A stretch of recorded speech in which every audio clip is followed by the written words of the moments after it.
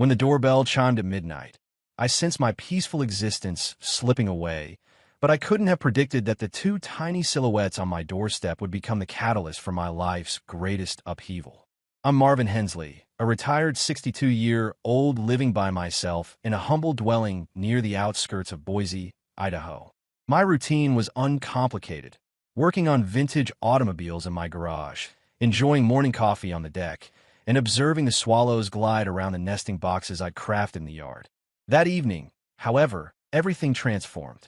I made my way to the entrance, my slippers brushing against the aged hardwood, anticipating perhaps a confused courier or a neighbor with car troubles. Instead, when I switched on the porch light, there they stood. Two children, trembling in lightweight jackets, their complexions ghostly under the amber illumination. A young girl, approximately 9, gripped a backpack with such intensity her fingers blanched. A boy, seemingly a few years her senior, stood guard beside her, his gaze restless as if preparing for escape. Between them lay a wrinkled envelope, unstamped, bearing only my name in unsteady penmanship. My daughter's distinctive writing. I pulled the door wide, my pulse racing. Who were these children? What brought them here? The girl raised her eyes, speaking barely above a whisper. "Marvin," she said. "Are you Marvin?" I confirmed with a nod, too astonished for words. She extended the envelope toward me. "Mom sent this," she murmured. I ripped it open with quivering hands. Inside was a lone sheet, folded once, containing words that struck me like lightning. "Dad, I can't continue this. Juniper and Sage need your care now. I'm sorry. Nothing more. No justification, no forewarning. Just my grandchildren abandoned at my threshold like lost pets, and my daughter vanished without a trace." Before we delve deeper into this extraordinary, suspense-filled narrative, let me pause briefly. Where are you tuning in from? Share your location in the comments section. If you're captivated by this story so far, don't forget to subscribe. Believe me, it only gets more gripping. I guided them inside, thoughts whirling. Juniper and Sage, names faintly recalled from a holiday greeting years ago. I hadn't encountered my daughter, Carla, in 5 years, since a relocation to Portland and subsequent silence. Now her children were here, and I remained clueless about the circumstances. The house carried the scent of day-old coffee and engine grease, hardly suitable for young ones. I checked the time. Midnight had passed. They should have been asleep long ago, but their alert expressions suggested rest was far from their minds. "Are you hungry?" I asked, searching for words to break the tension. Juniper shook her head silently, but Sage's rumbling stomach betrayed his needs with an audible growl. I searched through my kitchen cabinets, finding nothing child-friendly. No Easy Mac, no frozen nuggets, nothing that might appeal to young tastes. All I could offer was a partially stale loaf and some homemade chokecherry preserves from the previous summer. I hastily assembled 2 sandwiches, the bread crumbling as I spread the jam. They regarded their plates with obvious distaste, as if I'd served them something inedible. "We don't eat that kind of food," Sage stated firmly but politely. His sister nodded in agreement, clutching her backpack even tighter. "All right then," I said quietly. "We'll sort something out in the morning." I surrendered my bedroom to them that night, the only room with a proper bed, though the linens were overdue for washing. I took the living room sofa instead. Lying there in the darkness, my mind raced with unanswered questions. Where had Carla disappeared to? What had happened? Her note mentioned being unable to cope, but with what exactly? Substance abuse? Financial troubles? Something more sinister? And why choose me? I was better with woodworking than childcare. Yet here they were, my responsibility now, regardless of my readiness. Dawn arrived too soon. I awoke to footsteps creaking above, the children already stirring. Stumbling into the kitchen, still groggy, I found them dressed in rumpled clothes from their packed bags. "We need to get to school," Sage announced matter-of-factly. "It's a school day." The realization hit me like a bucket of cold water. School? I had no idea which one they attended. Boise had numerous elementary schools, and I hadn't been inside one since Carla was young. I grabbed my truck keys. My old pickup was our only option. "Let's go," I said. "We'll figure it out." The journey was chaotic. Sage called out half-remembered directions from his phone's map, while Juniper sat silently gripping her seatbelt. We arrived at Lincoln Elementary 15 minutes late, finding only a stern-faced woman in professional attire waiting by the curb. Principal Clara Dutton's expression remained cold as I exited the vehicle. "You're tardy, Mr. Hensley," she stated, scrutinizing the children like evidence. I noticed Sage still holding a gas station granola bar, crumbs dotting his shirt. "It was breakfast," I explained lamely. Her eyebrow arched disapprovingly. "You call that proper nutrition?" I had no defense to offer. Inside, Clara interrogated me thoroughly. She demanded details, names, birth dates, academic history. I stumbled through the limited information I possessed. "Juniper, she's 9, I managed. And Sage is 11. When she asked about their parents, I paused uncertainly. "Their mother is not available right now." Her pen moved across the clipboard with sharp strokes, her expression tightening. "This isn't sufficient information," she stated firmly. "There are proper procedures to follow." I could only nod, feeling perspiration gathering in my neckline. The children headed to their classrooms, throwing anxious looks over their shoulders. Already on this first day, I felt I'd let them down completely. Back in my pickup, I sat motionless, staring blankly ahead. The situation seemed impossible. 2 kids with particular food preferences and me without any parenting experience. Carla's mysterious note weighed heavily in my pocket. Something was seriously amiss, dangerously so, and I was clearly out of my depth. Yet I thought of those persistent swallows in my backyard, rebuilding their nest despite every storm. Perhaps I could show similar resilience. Or maybe I'd fail spectacularly, dragging both children down with me. That initial morning's chaos made one thing clear. I couldn't continue stumbling blindly forward. The children deserved better than stale bread and transportation in an aging truck. I needed money, urgently. My factory pension barely covered my mortgage payments, let alone supporting 2 growing kids. Swallowing my pride, I accepted part-time work at Torres Auto Repair, a dingy garage on Boise's outskirts. The familiar sense of motor oil and rubber brought comfort, but the schedule was punishing. I'd spend days repairing transmissions, then return home to face my greater challenge, learning overnight to be a grandfather. The initial week brought countless missteps. Though Clara Dutton reluctantly helped enroll them at Lincoln Elementary, I was already struggling. One day, a lengthy carburetor repair made me late picking up Juniper. She waited alone by the flagpole, her backpack trailing on the ground, tears evident in her eyes. I crouched down, consumed by remorse. "I'm sorry, sweetheart," I offered. Her silent shrug hurt more than any words. Then came the school nurse's call about Juniper's missing vaccination, something I hadn't known about. "These things require attention, Mr. Hensley," the nurse reprimanded sharply. I apologized weakly, feeling like a complete novice in an unexpected game. Finances were the real stranglehold. The auto shop paid decently, but not enough to cover everything. I started taking extra shifts, my hands stained black with grease by day's end. One evening, I stopped at a local burger place on my way home, thinking Juniper and Sage deserved something special. Their eyes lit up when I handed them the greasy bags of cheeseburgers and fries, the first genuine excitement I'd seen since their arrival. "This is way better than jam," Sage declared, ketchup dripping down his chin. Juniper actually smiled, nodding in agreement. For a moment, I thought I'd finally done something right. Then Sage started coughing, a harsh, persistent sound that wouldn't subside. By midnight, I was driving him to urgent care, Juniper sleeping in the back, while a doctor diagnosed bronchitis. Another expense I couldn't handle. The garage showed no sympathy for my situation. The next day, I arrived late at Torres Auto, still exhausted from the hospital visit. Hank Torres, my supervisor, stood waiting by the garage entrance, arms folded. "You're walking a dangerous line, Marvin," he warned, his tone cold and cutting. I attempted to explain about my sick grandson and the medication. Hank interrupted me. "Leave your personal issues at home. You're here to repair vehicles, not manage family drama." I swallowed my anger and nodded, knowing I couldn't lose this job. Desperate, I requested an advance. "Just a few hundred," I pleaded. "For the children." Hank's laugh was sharp and dismissive. "Work for it first," he retorted before walking away. I stood there, hands clenched, the shop's air compressor humming mockingly. That evening, needing respite from the turmoil, I took the kids to watch the swallow nests under my eaves.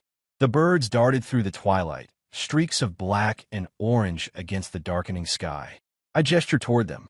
"Notice how they keep flying, regardless of circumstances?" They always return home. Sage looked up inquisitively. Even during bad weather? I nodded firmly. Especially then.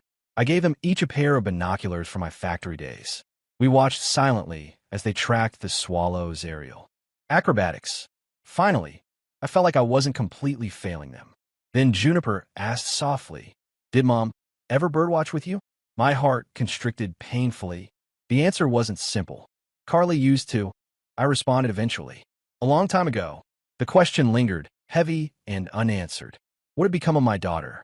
Her note weighed in my pocket like a stone, its ambiguous words tormenting me endlessly.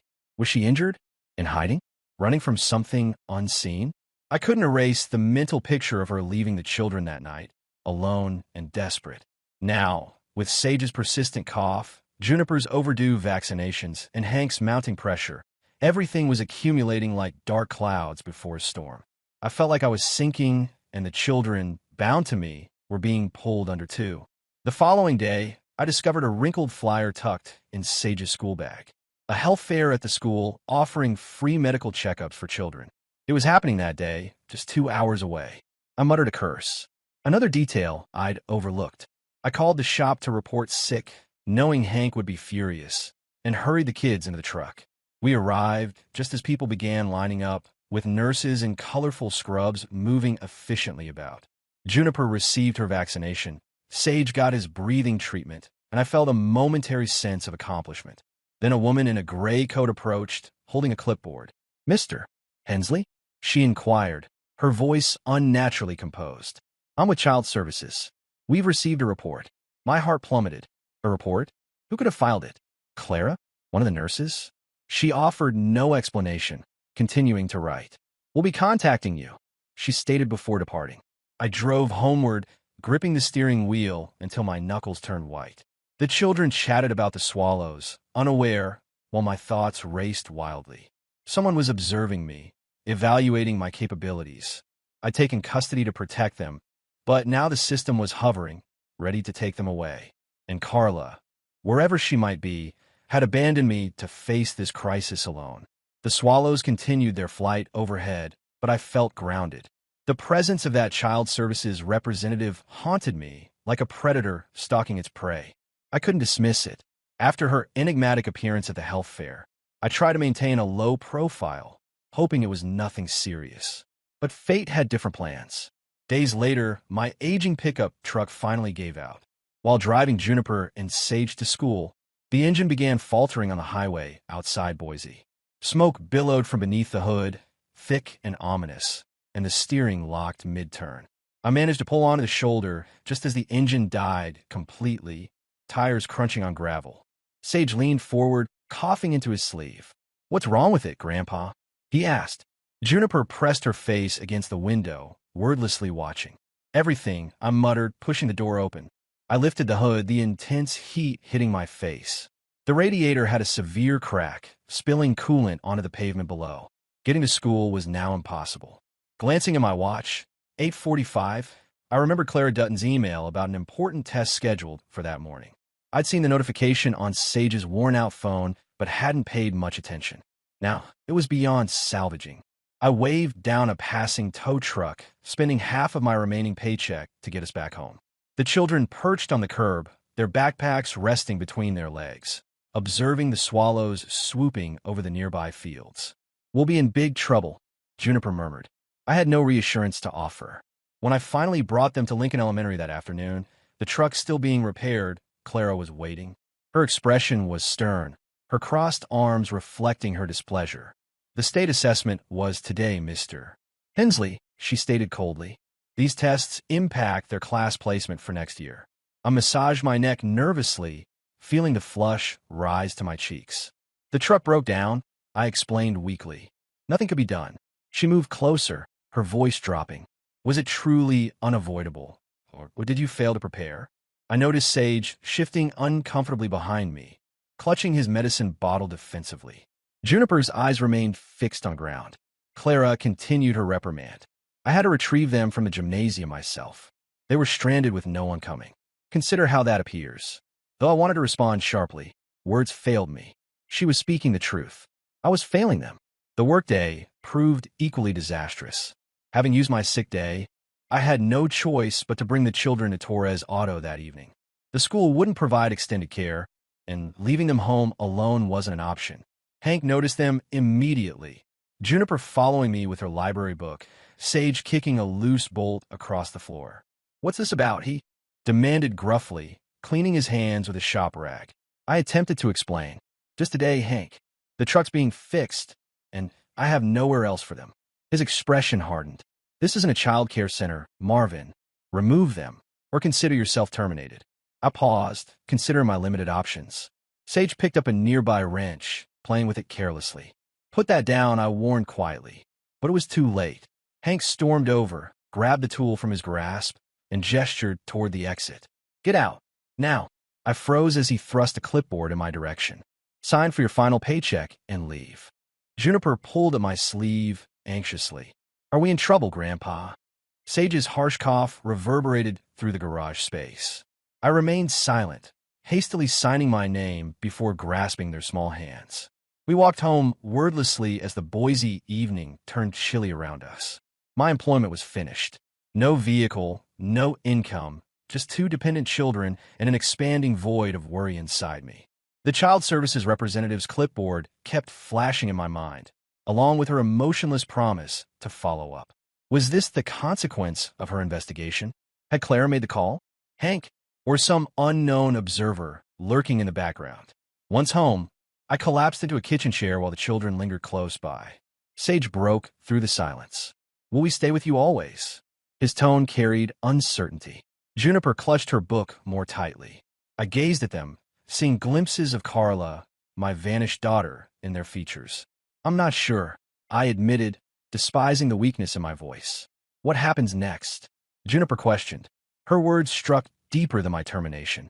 I had no strategy, only mounting anxiety about the system closing in.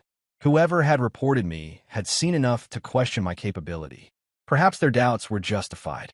Sleep eluded me that night. I ventured onto the back deck, where the air hung crisp and motionless. The swallows nestled safely in their nests, protected from the breeze. I yearned for their security. Then I detected it, a subtle movement from the backyard shed. Heart racing, I grabbed a flashlight and approached cautiously. The door yielded with a creak, revealing scattered junk, old tools, and something unexpected. An open sleeping bag lay there, accompanied by a partially consumed water bottle. Someone had occupied this space recently. My light caught something metallic, a simple bracelet I immediately recognized. Carla's, a gift for me before she drifted away in her teens. My breath hitched. Had she returned, abandoned the children, and hidden here, watching us? Or was this a carefully placed trap, drawing me into further complications? I retreated inside, clutching the cold bracelet. Upstairs, the children slept peacefully, unaware, but I felt increasingly trapped. Child services threatening from one direction, a specter from my past from another, and me caught between, financially and emotionally broken. The swallows might weather the storm, but my survival seemed less certain. That bracelet weighed heavily in my palm, pulsing with unanswered mysteries. Discovering it in the shed after losing my job ignited something within me. Though Carla had been near, perhaps still was, her reasons for hiding and abandoning Juniper and Sage remained unclear. I slipped the bracelet into my pocket, its presence a constant reminder as I wandered restlessly through the house that evening. Above me, the children's gentle breathing provided a tenuous connection to hope. With no vehicle, no source of income, and now this evidence of my daughter lingering nearby, plus child services hovering ominously, I knew time was running short. I desperately needed an escape plan. When morning came, Sage stumbled sleepily into the kitchen. He noticed me fixated on the mounting pile of unpaid bills. "Everything all right, Grandpa?" he asked, his persistent cough finally showing improvement. I managed a weak smile. "Just thinking things through," I replied. Juniper appeared moments later, holding her well-worn iPad she'd brought along. She showed me a video featuring someone feeding birds in a local park. "He earns money doing this," she explained softly but confidently. "Through TikTok." Sage bobbed his head in agreement. "You could do it too with your swallows." I stared at them incredulously. "Me? I can barely send a text message." Yet their eyes sparkled with newfound enthusiasm, melting my resistance. All right, I conceded. Show me how. They transformed into miniature film directors, positioning the iPad carefully in our backyard. I stood near the nests, awkwardly explaining how swallows partner for life and rebuild after every storm. Sage handled the recording while Juniper giggled at my mistakes, but somehow we completed it.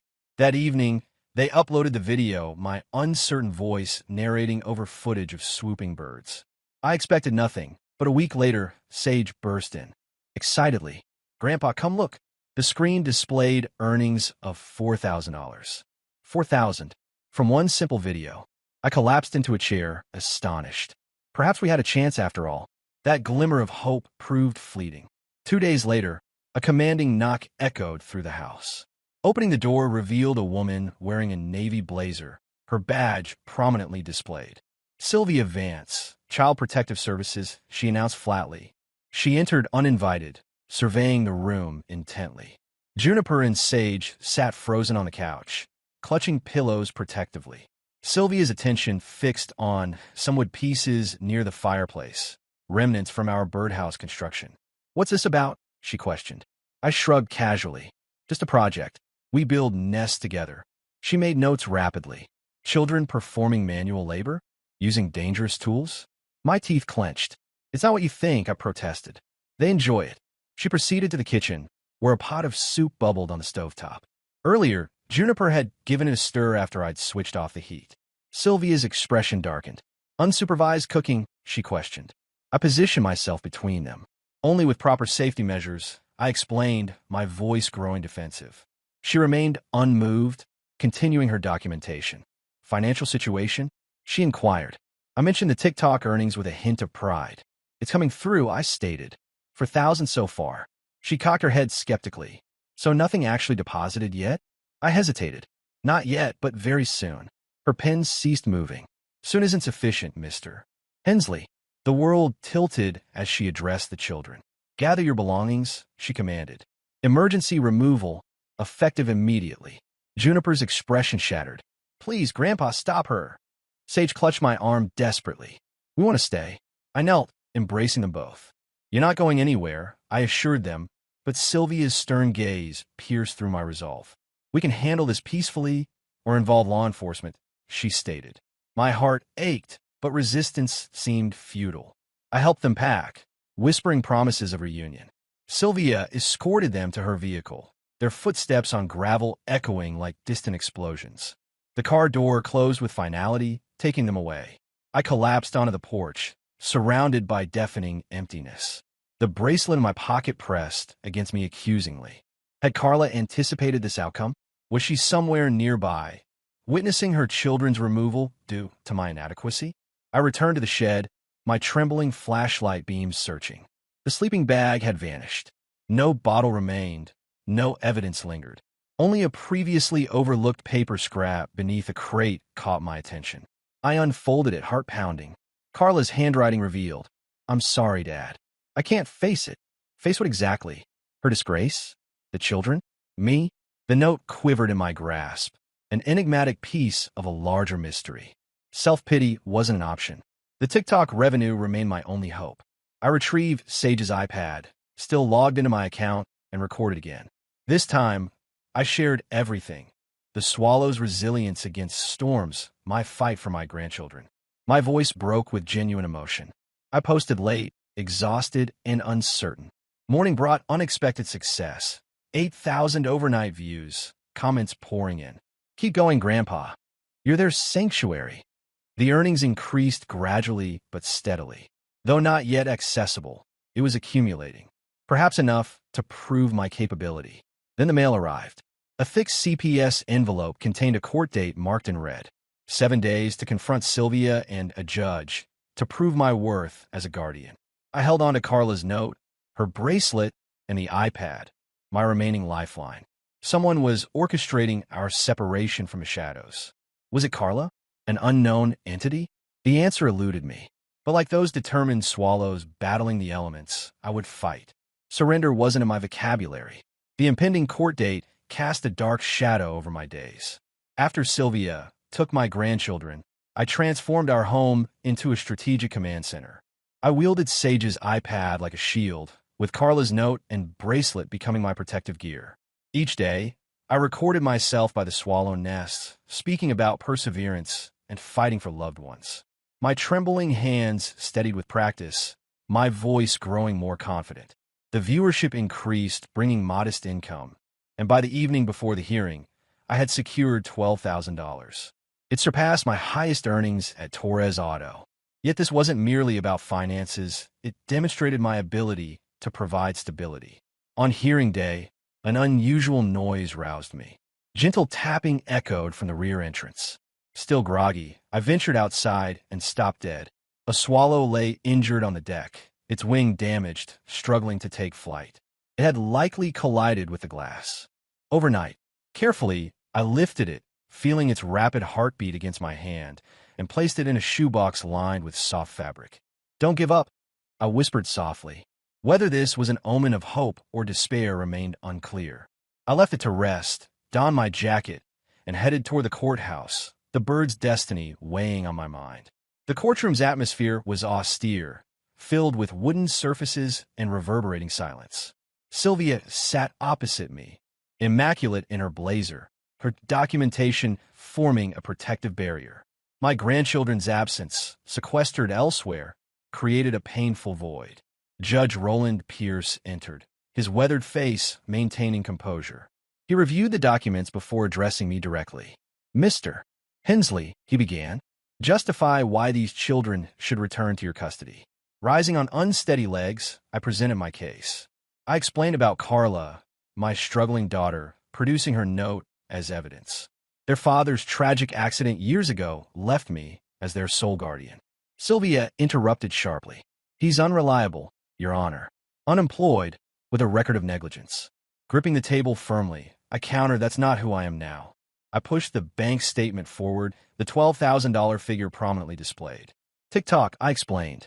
"I educate people about swallows, about persisting through life's storms. This is legitimate income, and there's more to come."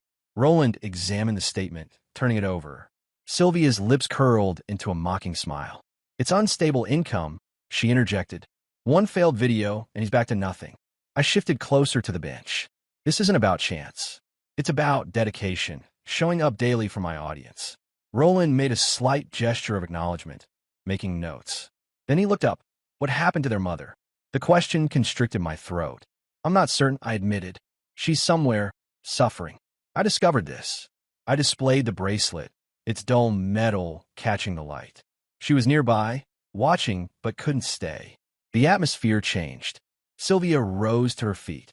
"Your Honor, this proves my argument. He knows nothing about his own family. How can he raise children?" Roland gestured for silence. His gaze fixed on me, searching. "You've created success from nothing," he observed. "That's not ignorance. That's determination." The tension in my chest eased slightly. A clerk entered quietly, passing Roland a message. He studied it, his brow furrowing, and motioned me forward. "Mr. Hensley, step outside. There's an urgent call." In the corridor, a social worker held out a phone. "Regarding your daughter," she said. My heart raced as I took it. "Hello." A strained breath came through. "Dad, it's Carla." The phone nearly slipped from my grasp. "Where are you?" I demanded. Her cough sounded weak, congested. "Rehab in Spokane. I've been struggling, Dad. Alcohol, medications. I couldn't protect them." I visualized her, emaciated, broken, abandoning the children and fleeing. "Why keep this from me?" I asked. "Guilt," she whispered. "I'm so sorry." The connection terminated. I stood frozen. Rehab. She was alive, battling her demons, but had left me in darkness. Returning to court, I revealed everything to Roland. "Carla's in recovery," I explained. "She entrusted me with the children for their safety. I can provide now. Please, they've suffered enough loss." He considered his pen before setting it aside. "Given these circumstances, I see no reason to deny custody." Reinstated, effective immediately. Sylvia's expression hardened, but she remained silent. Relief washed over me. Moments later, the children burst in, Juniper embracing my legs, Sage beaming despite his cough. "We're home, Grandpa," he declared. I embraced them both, feeling the bracelet press against my palm. Home wasn't perfect. The swallow on the deck succumbed by nightfall despite my attentive care. We laid it to rest in the backyard, with Juniper weeping as we covered the small box. Sometimes battles are lost, I explained gently, but we persevere. The true impact emerged gradually. Carla's conversation echoed in my thoughts, her hidden suffering a wound I'd overlooked for too long. I'd been consumed by my own world, my peaceful existence, failing to notice her downward spiral. That oversight affected her deeply, impacted the children, and brought us to this point. Though I'd regained custody, the emotional scars lingered. I began making weekly calls to Spokane, monitoring her progress, mending our fractured relationship. Life found its rhythm. The TikTok revenue increased, sufficient to repair the truck and keep the refrigerator stocked with proper meals. Juniper and Sage crafted another nest, adorning it with their artistic interpretation of a swallow. "This is for you, Grandpa," they announced proudly. I smiled, though the message resonated deeply. Don't wait for better times to cherish your loved ones. Neglect always demands its price. The story concludes here. Did you find this ending fulfilling, or were you surprised? Share your thoughts below. If this tale resonated with you, please like and subscribe for future stories.